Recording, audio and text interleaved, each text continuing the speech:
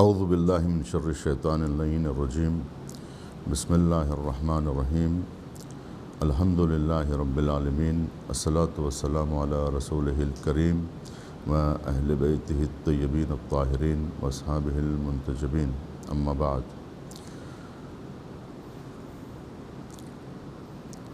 عزیزان ایمان، ماہ مبارکہ رمضان ماہ عرفان ہے، ماہ ایمان ہے، ماہ قرآن ہے۔ ہماری گفتگو کا عنوان ہے ماہ رمضان راہ عرفان۔ اس ذیل میں کل ہم نے عرض کیا تھا کہ وہ راستہ جو معرفت ربانی کی طرف جاتا ہے، وہ راستہ در حقیقت طہارت سے ہو کے گزرتا ہے کہ جب تک انسان کے اندر پاکیزگی نہیں پیدا ہوگی، جب تک انسان کے اندر طہارت نہیں پیدا ہوگی، اس وقت تک انسان کے اندر تجلی پیدا نہیں ہو سکتی ہے اور معرفت کا حصول ممکن نہیں ہے، چاہے وہ عرفان نظری ہو کہ عرفان عملی ہو، دونوں چیزوں کے لیے طہارت کی ضرورت ہے۔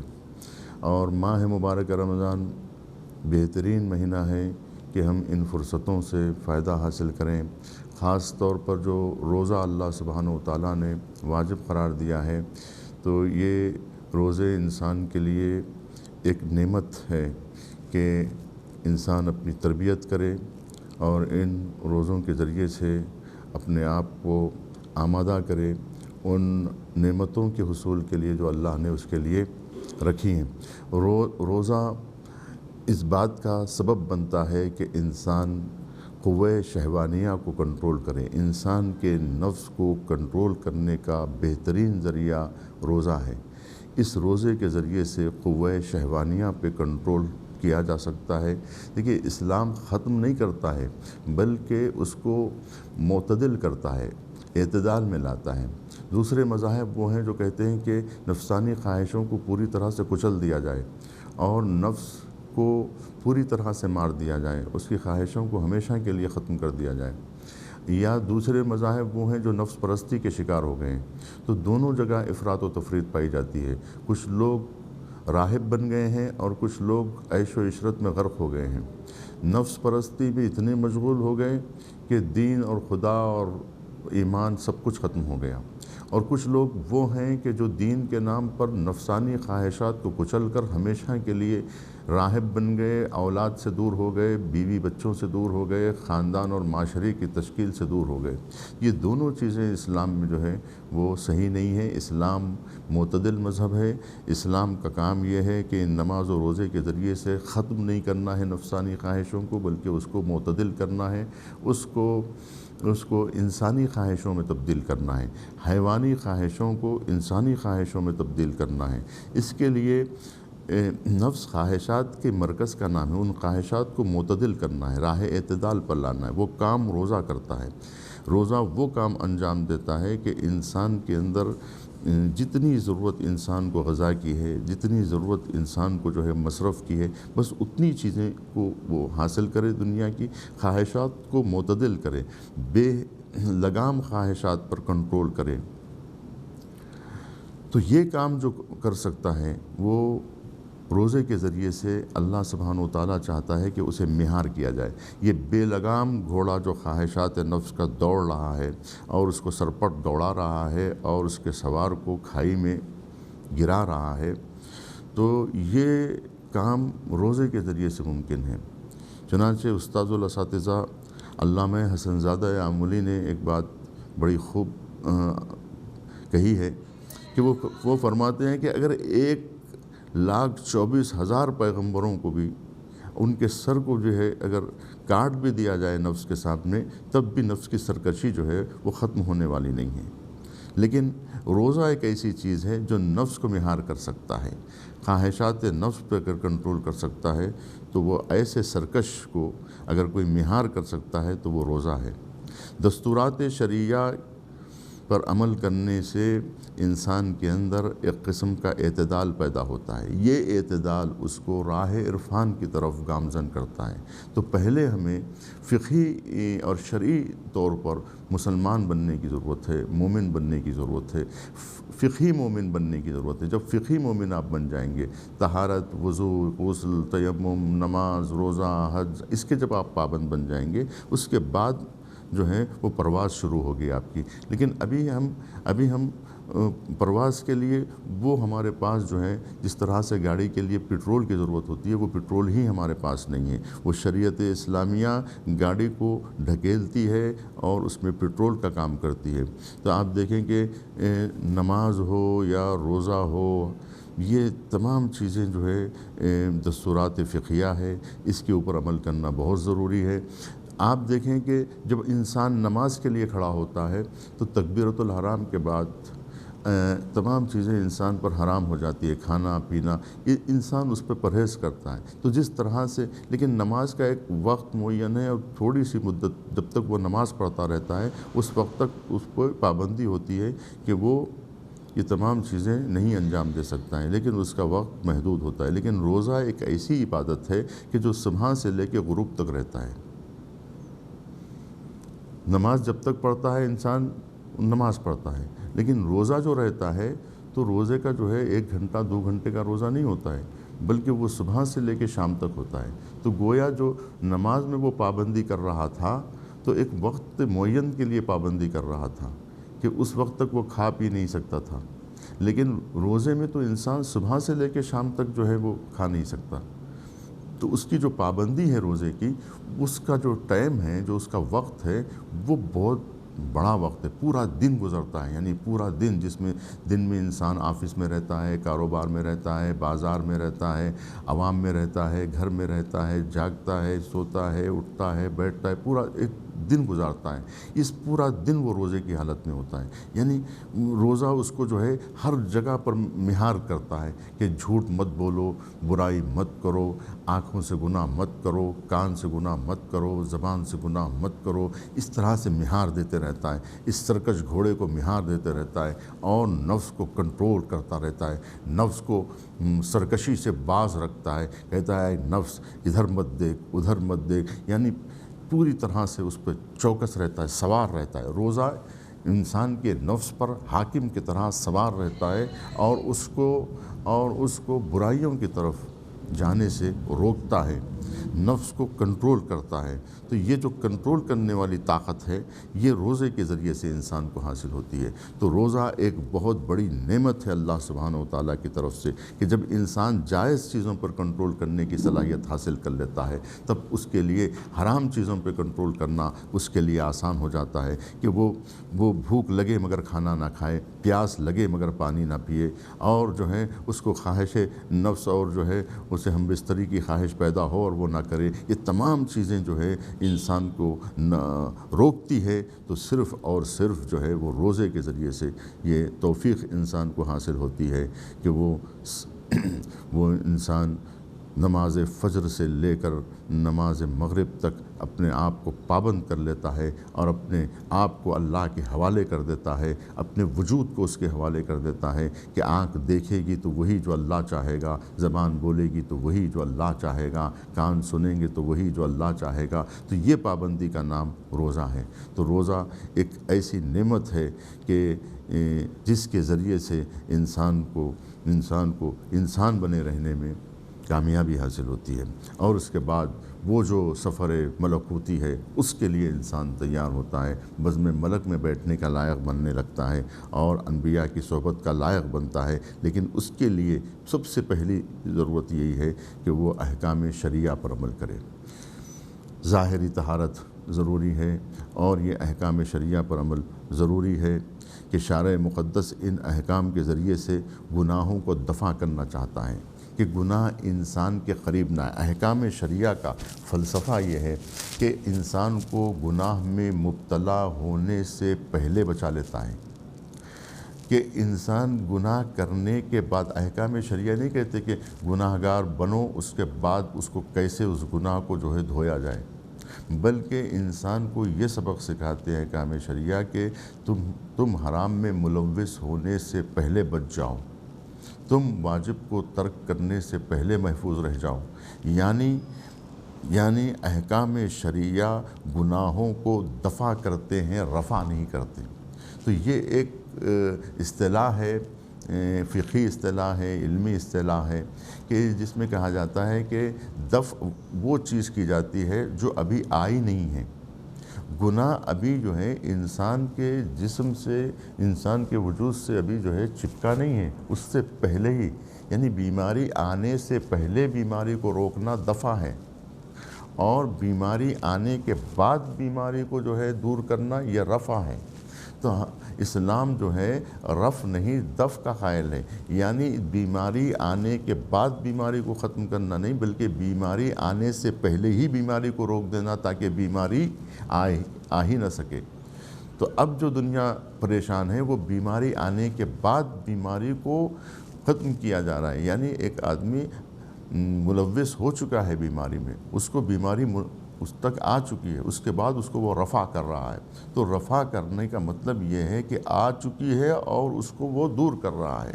تو دوری کی دو طریقے، ایک تو جو ہے آنے سے پہلے ہی دوری اختیار کر لی جائے، یا آنے کے بعد اس کو دور کیا جائے۔ تو آنے کے بعد دور کرنا وہ رفع ہے، اور آنے سے پہلے ہی اس کو دفع کر دینا یہ جو ہے دفع کہلاتا ہے۔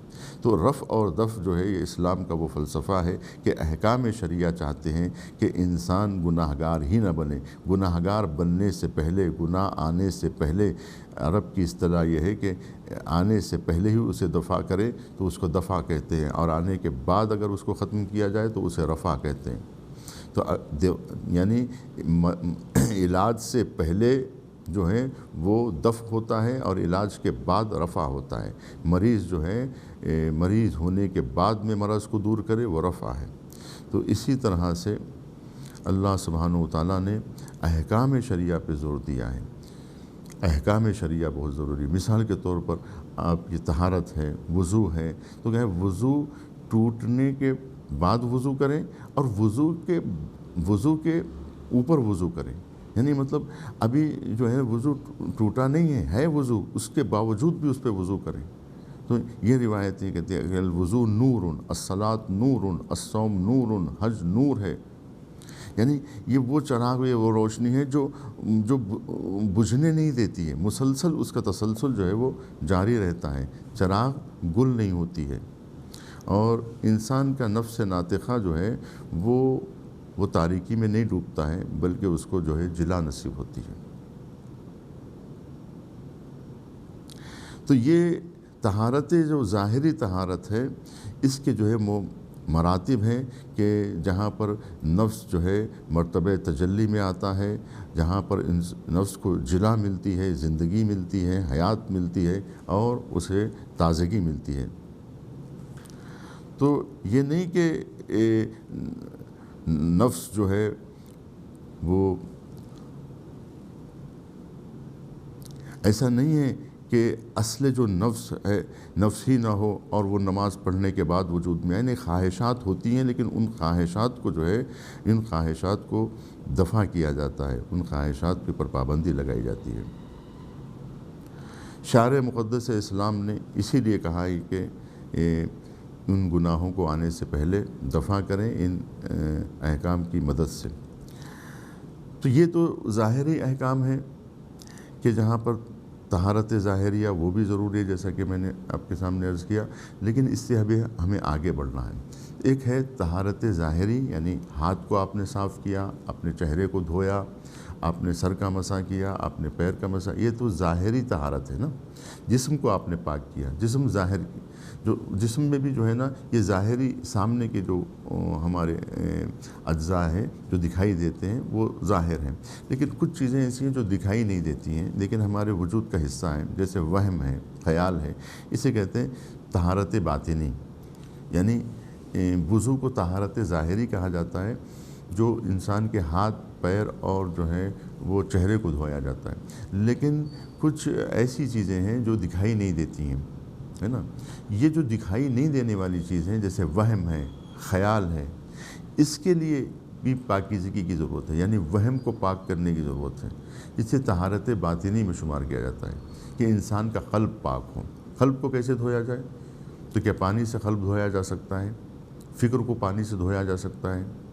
خیالات کو کیا پانی سے دھویا جا سکتا ہے؟ نہیں دھویا جا سکتا ہے۔ تو اس کے لیے جو ہے نا کیا حکمت عملی اختیار کی جاتی ہے کہ جس کے ذریعے سے انسان کا وہم پاک ہو، انسان کا خیال پاک ہو، انسان کی فکر پاک ہو۔ تو وہم و خیال کو پاک کرنا یہ بہت ضروری ہے، کیونکہ انسان جو ہے وہم و خیالات ہی میں گھرا رہتا ہے۔ بہت کم لوگ ہیں جو عقل کو استعمال کرتے ہیں۔ عقل استعمال میں عام لوگوں کی آتی ہی نہیں ہے۔ جتنے لوگ ہیں وہ خیالات ہی کے جو ہے تابع ہیں۔ خیالات، تخیلات کی ایک بہت بڑی دنیا ہے کہ تخیلات حیوانی ایک ہے، تخیلات انسانی الگ ہے۔ اب تخیلات حیوانی ایک محدود تخیلات ہے، انسانی تخیلات جو ہے ایک لامحدود سمت کی طرف دوڑتے ہیں۔ تو لیکن جو ہے وہ تخیلات ہی ہیں۔ یہ پوری جو دنیا میں جتنی ٹیکنالوجی آپ دیکھ رہے ہیں یہ عقل کی مدد سے نہیں بنی ہے، یہ تخیلات ہی کی مدد سے بنی ہے۔ البتہ تخیلات انسانی تخیلات حیوانی سے بہت بلند ہے، لیکن تخیلات انسانی کو عقل کہنا یہ بھی غلط ہے، اس لیے کہ عقل ایک الگ مرحلے کا نام ہے جو بکر ہے، جس کو لوگوں نے چھوا ہی نہیں ہے۔ لیکن ہم جو ہے وہ خیالات کی دنیا میں رہتے ہیں، تو تخیلات کو پاک کرنے کی ضرورت ہے۔ وہم میں ہم رہتے ہیں تو وہم کو پاک کرنے کی ضرورت ہے۔ تو جب تک وہم و خیال پاک نہیں ہوں گے انسان کا باطن پاک نہیں ہو سکے گا۔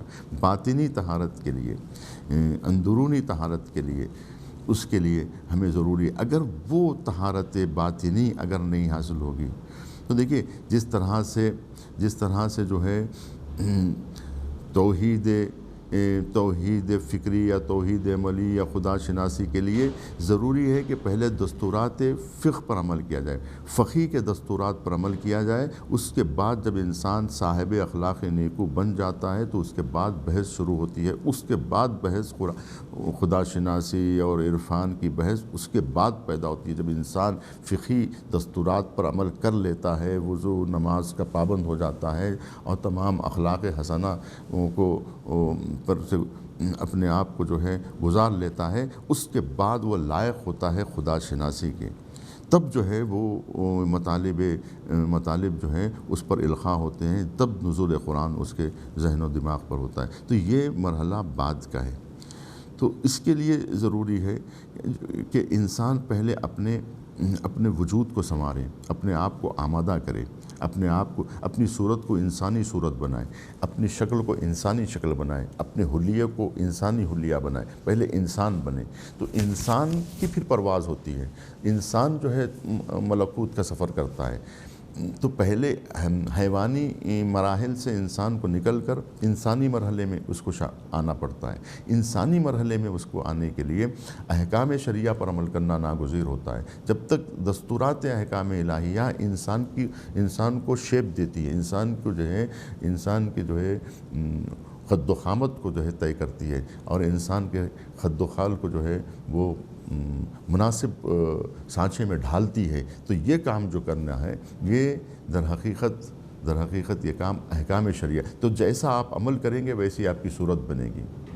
سیماہم فی وجوہ، کہ ان کے چہروں سے ان کے جو ہے ان کی شکلیں پہچانی جاتی ہیں، ان کی پیشانیاں ظاہر کرتی ہیں کہ وہ کس قسم کے انسان ہیں۔ تو پہلے جو ہے ہم احکام شریعہ پر عمل کریں تاکہ انسان بن سکیں، تاکہ آپ کا چہرہ انسانی چہرہ بن سکے، آپ انسان کہلا سکیں۔ تو انسان کہلانے کے لیے، شکل انسانی پانے کے لیے احکام شریعہ، کہ احکام شریعہ جو ہے جیسا آپ عمل کرتے ہیں ویسی آپ کی شکل بننے لگتی ہے، ویسے آپ کی صورت بننے لگتی ہے، ویسے آپ کا جو ہے شیپ بنتا ہے۔ تو یہ جو آپ کے اوپر جو اثرات مرتب ہو رہے ہیں وہ اعمال کے اثرات ہیں۔ جیسے جیسے آپ عمل کریں گے ویسے ویسے آپ کی شکل جو ہے وہ تبدیل ہوتی رہے گی۔ تو جس طرح سے آہستہ آہستہ انسان بنتا ہے، اسی طرح سے نفس بھی جو ہے آہستہ آہستہ سے جو ہے وہ انہی اعمال کے ذریعے سے، انہی احکام کی پابندی سے آہستہ آہستہ مہار ہونے لگتا ہے، انقیاد میں آتا ہے، تسلیم ہو جاتا ہے۔ یہ جو سرکش گھوڑا ہے، دیکھیے دو قسم کے آپ دیکھیے جانور ہوتے ہیں، ایک جانور جو ہے شہری ہوتا ہے، ایک جنگلی ہوتا ہے۔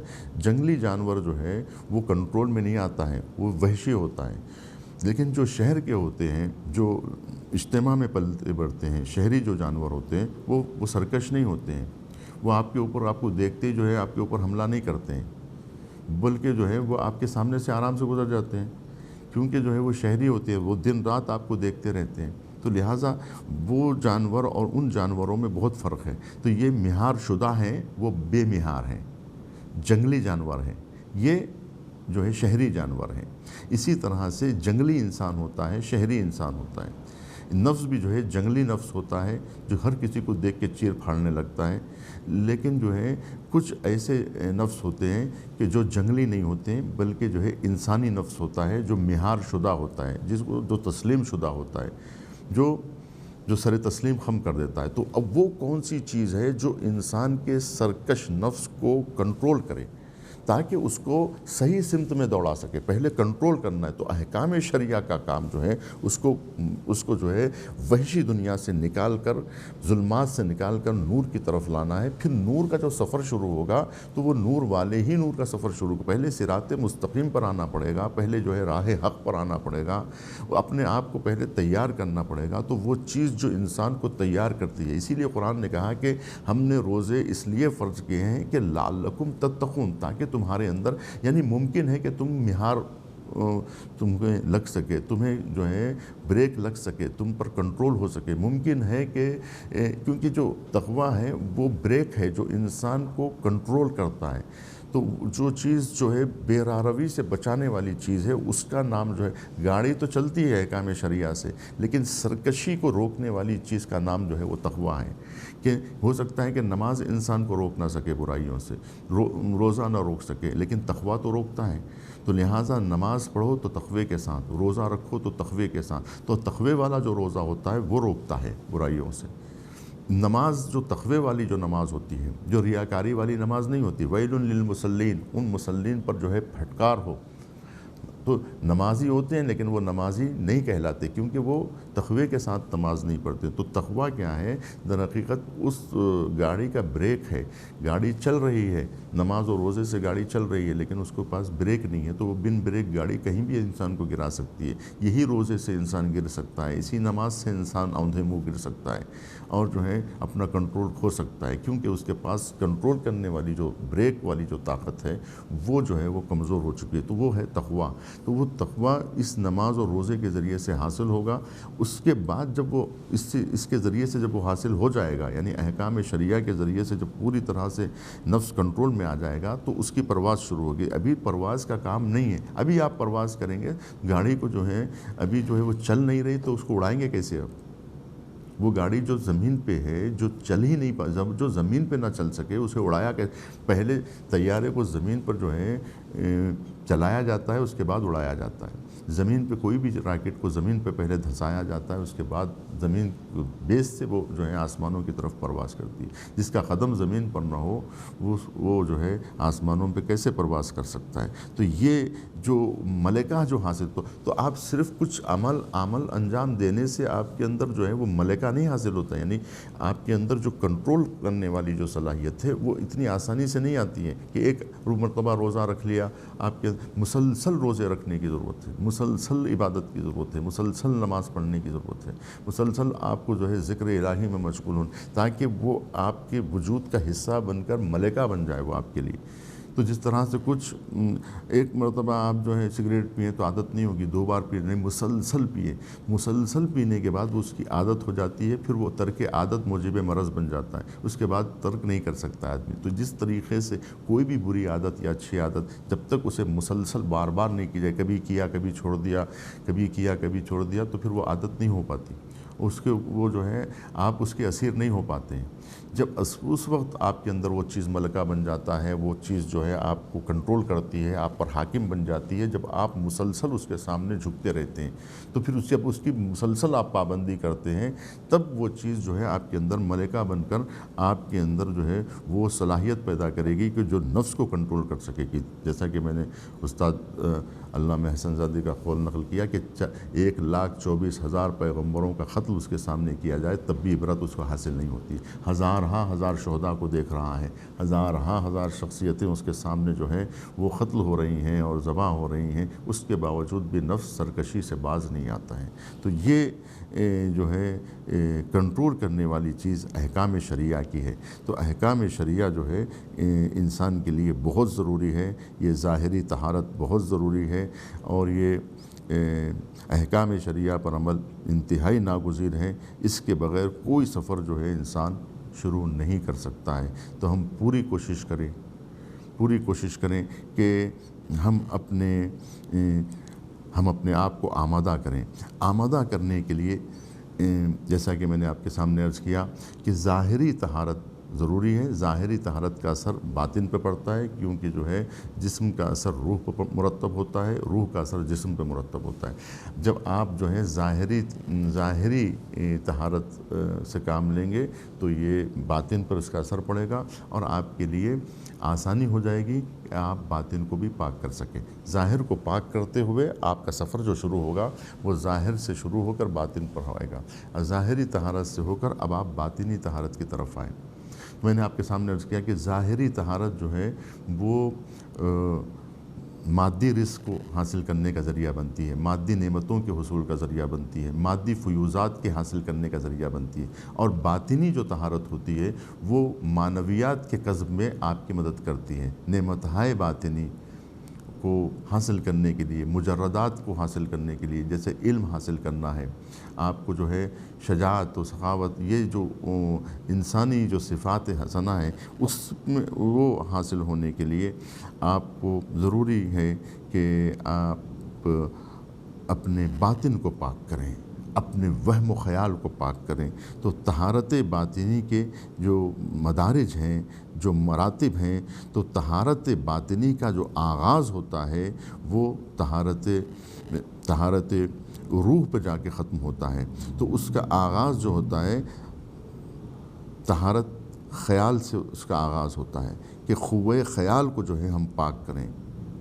تخیلات، بیجا تخیلات، سوء ظن، بیجا تخیلات انسان کو جو ہے اس کے خیالات کو نجس کر دیتے ہیں۔ سوء ظن سے، انسان کا شک سے انسان کا خیال جو ہے وہ مشکوک ہو جاتا ہے۔ خیال جو سے انسان جو ہے، یہ نجس خیالات انسان کو خیال کو نجس کر دیتے ہیں۔ تو ان نجس خیالات کو پاک کرنے کی ضرورت ہے۔ تو سوء ظن، شک، شرک، یہ سب بیماریاں ہیں۔ یہ بیماریاں جو ہے انسان کے وہم و خیال کو جو ہے وہ نجس کر دیتے ہیں۔ تو انسان کو اگر جو ہے پاک ہونا ہے تو پہلے اپنے خیال کو پاک کرنا ہے، خیال کو کنٹرول کرنا ہے، خیال کو جو ہے اپنے قبضے میں لینا ہے، اور اس سے قبضے میں لینے کے بعد اسے پاک و صاف کرنا ہے۔ تو یہ جو مرحلہ ہے وہ مرحلہ اعتقادات انسان کو سنوارنے کے لیے اور اعتقادات کی بنیاد رکھنے کے لیے آپ کو ضروری ہوتا ہے کہ آپ اپنے خیالات کو پاک کریں۔ خیالات جو ہے وہ روح کی پاکیزگی کی بنیاد مانی جاتی ہے کہ روح انسان کو اگر پاک کرنا ہے تو اس کا طریقہ یہ ہے کہ کیونکہ روح انسان کی پکڑ میں تو نہیں آتی ہے، تو انسان کی روح کو جب آپ پاک کرنا ہے، طہارت روح تک پہنچنا ہے، تو اس کا جو سفر شروع ہوتا ہے وہ انہی وہم و خیال کے ذریعے سے شروع ہوتا ہے کہ ہفت شہر عشق را تار گشت، ماں ہنوز اندر خمے یک کوچیں۔ تو یہ جو ہفت شہر ہے، یہ جو ہے ہفت شہر جو ہے 5 تو حواس خمسہ ہے، 6واں وہم ہے، 7واں خیال ہے، یہ ہفت شہر عشق ہے۔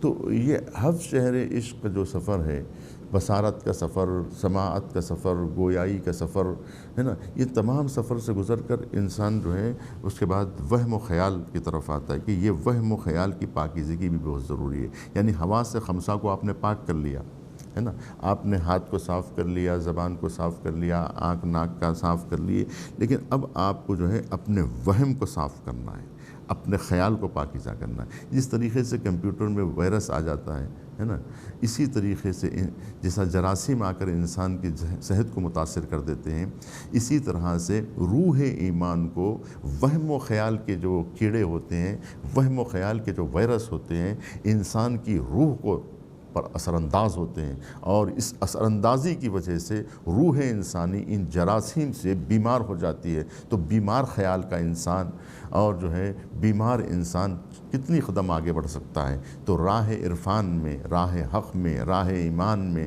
اس کی روح کو پرواز اگر کرنا ہے تو اسے سالم ہونا ہے۔ بیمار روح پرواز کی صلاحیت نہیں پیدا کر سکتی۔ تو اب روح انسانی کو طاقتور بنانے کے لیے وہم و خیال پر کام کرنا پڑے گا۔ اس کے لیے آپ کے لیے ہوم ورک کرنا، اب آپ ہوم میں ہیں، گھر میں بیٹھے ہوئے ہیں، تو آپ جو ہے ہوم ورک کریں۔ یہ ہوم ورک یہ ہے کہ آپ اپنے خیال پر جو ہے وہ مہار لگائیں، اپنے خیالات کو پاک کریں، اپنے خیالات کو خیال پکڑ ہی میں نہیں آتا ہے، اس کو پاک کیسے کریں گے، اسے دھوئیں گے کیسے؟ وہ آپ کے جو ہے آپ کی پکڑ ہی میں نہیں آتا ہے۔ تو اس کو جو ہے وہ تو سرکش ہوتا ہے، اڑنے لگتا ہے۔ آپ تو اس کے لیے آپ کو تمرکز کرنا پڑتا ہے خیالات پر۔ مثال کے طور پہ آپ نماز پڑھتے ہیں، لیکن آپ کا خیال جو ہے آپ کی نماز میں نہیں رہتا ہے۔ آپ کا جسم تو رہتا ہے مگر آپ خود نہیں رہتے ہیں۔ میں مثال کے طور پہ میں کہہ رہا تھا اپنے لڑکے سے کہ اگر میں آپ سے کہوں کہ آؤ پڑھنے کے لیے تو آپ آ جائیں گے، آپ کا جسم آ جائے گا، لیکن آپ کے خیالات نہیں آ سکیں گے۔ آپ کی روح حاضر نہیں رہے گی، آپ کا ذہن حاضر نہیں رہے گا۔ آپ خود سے اگر آئیں گے تو اس کا مطلب یہ ہے کہ آپ اپنے خیال اور اپنی خواہش سے آ رہے ہیں۔ تو اب اس وقت جو ہے آپ کے خیالات آپ کے کنٹرول میں رہیں گے، ورنہ آپ بیٹھ تو جائیں گے، جسم تو آپ کا سامنے رہے گا، لیکن آپ یہاں رہیں گے، جسم حاضر رہے گا، ذہن غائب رہے گا۔ خیالات جو ہے نا وہ جو ہے آپ کے جسم سے اڑنے لگیں گے۔ آپ کا جسم رہے گا، آپ کا خیال آپ کے ساتھ نہیں دے گا۔ تو اب خیالات کو کنٹرول کرنے کے لیے بہت لمبا سفر آپ کو طے کرنا پڑے گا، لیکن شروعات کہیں نہ کہیں سے ہوگی، اور یہ ایک لمبا سفر ہے۔ انشاءاللہ ہم اس پر تھوڑی سی اور گفتگو کریں گے، لیکن آج وقت ختم ہو گیا ہے۔ کل انشاءاللہ پھر ہم آپ کی خدمت میں حاضر ہوں گے، اور انہی مطالب کے ساتھ جہاں پر گفتگو ختم ہوئی ہے انشاءاللہ وہیں سے گفتگو کا آغاز ہوگا۔ تو تسلسل بہت ضروری ہے۔ میں آپ سے خواہش کروں گا کہ اگر آپ سن رہے ہیں تو پھر باتیں ناقص رہ جائیں گی، کہ ایک درس میں بات مکمل نہیں ہوتی ہے۔ والسلام علیکم ورحمۃ اللہ وبرکاتہ، وآخر دعوانا الحمدللہ۔